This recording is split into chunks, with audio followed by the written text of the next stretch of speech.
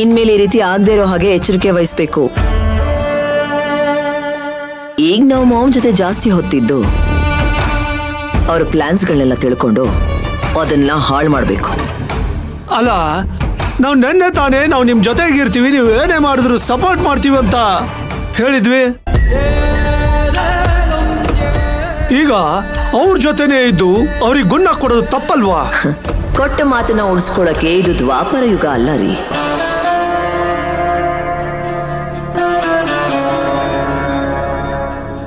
ಕಲಿಯುಗ. ಇಲ್ಲಿ ನಾವು ಬದುಕಬೇಕು ಅಂತಂದ್ರೆ ಕೊಟ್ಟ ಮಾತನ್ನ ಕೊಟ್ಟ ಹಾಗೆ ಮರಿಬೇಕು, ಮುರಿಬೇಕು.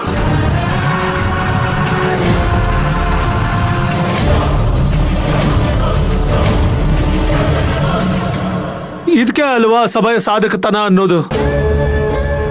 ಹಾ, ಗೊತ್ತಾಯ್ತು ಬಿಡು. ಆದರೂ ನಿಮ್ಮಮ್ಮ ನಡ್ಕೊಂಡಿ ರೀತಿ ನೋಡಿದ್ರೆ ಅವರಿಗೆ ನಮ್ಮ ಯಾರ ಮೇಲೂ ನಂಬಿಕೆ ಇಲ್ಲ ಅನ್ಸುತ್ತೆ.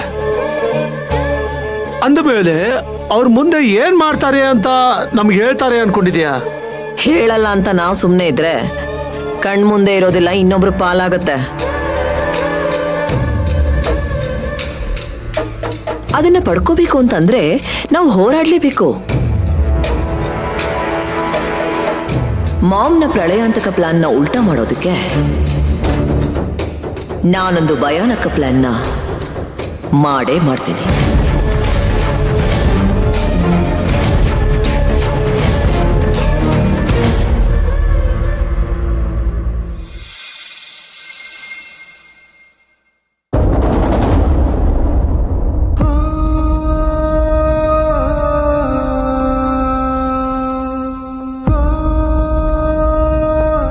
ನೀವ ಮಾತನ್ನ ಮರಿಬೋದು, ಆದ್ರೆ ನಾನ್ ಮರೆಯೋದಕ್ಕಾಗಲ್ಲ.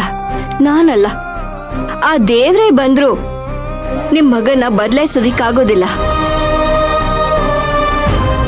ಇನ್ನಿರೋಷ್ಟು ದಿವಸ ಎಷ್ಟೇ ಕಷ್ಟ ಬಂದ್ರು ಇಲ್ಲೇ ಇದ್ದು ಎಲ್ಲಾನು ಸಹಿಸ್ಕೊಂಡ್ಬಿಡ್ತೀನಿ. ಆಮೇಲೆ ನೀವೆಲ್ರೂ ಜೀವನದಲ್ಲಿ ಮಯೂರಿ ಅನ್ನೋ ಒಬ್ಳು ಇದ್ಲು ಅನ್ನೋದನ್ನ ಮರ್ತು ಬಿಡಿ.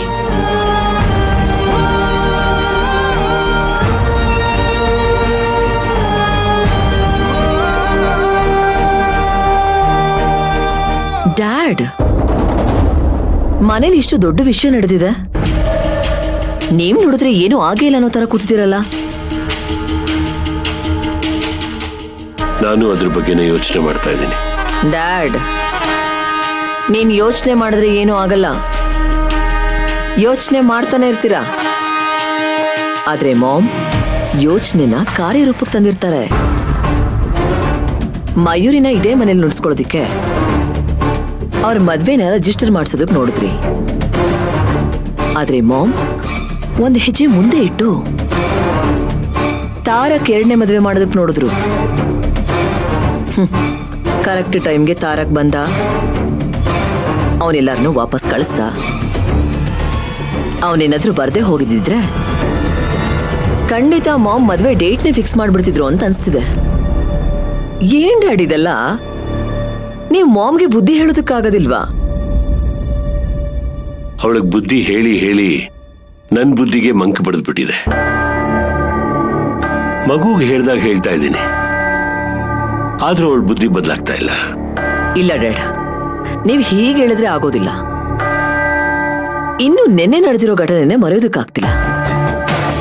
ಅಂಥದ್ರಲ್ಲಿ ಇವಾಗ ಈ ಘಟನೆ, ಇದರಿಂದ ಮಯೂರಿ ಮನಸ್ಸಿಗೆ ಎಷ್ಟು ಬೇಜಾರಾಗುತ್ತೆ ಗೊತ್ತಾ?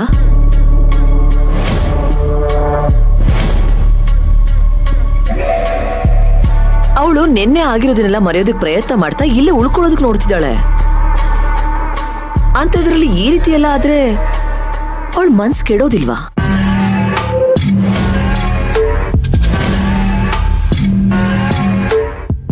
ಮಾಮ್ ಇದೇ ರೀತಿ ನಡ್ಕೋತಾ ಇದ್ರೆ ಖಂಡಿತ ಅವಳು ಮನೇಲಿ ಇರೋದಿಲ್ಲ. ಹೋದ್ಸಲ ನಮಗೆ ಹೇಳ್ದೆ ಕೇಳ್ದೆ ಮನೆ ಬಿಟ್ಟು ಹೋದ್ಲಲ್ಲ, ಆಗ ಹೊರಟೋಗ್ತಾಳೆ. ಅಟ್ಲೀಸ್ಟ್ ಹೋದ್ಸಲ ಹೋದವಳು ಮನೆಗೆ ವಾಪಸ್ ಬಂದಿದ್ದಾಳೆ.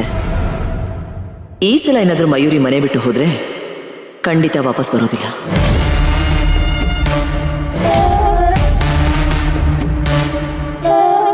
ಆಗ ನಿಮ್ಮ ಆಸೆ ಕನ್ಸುಗಳೆಲ್ಲ ಹಾಗೆ ಉಳ್ಕೊಳ್ಳೋದಿಲ್ವಾ?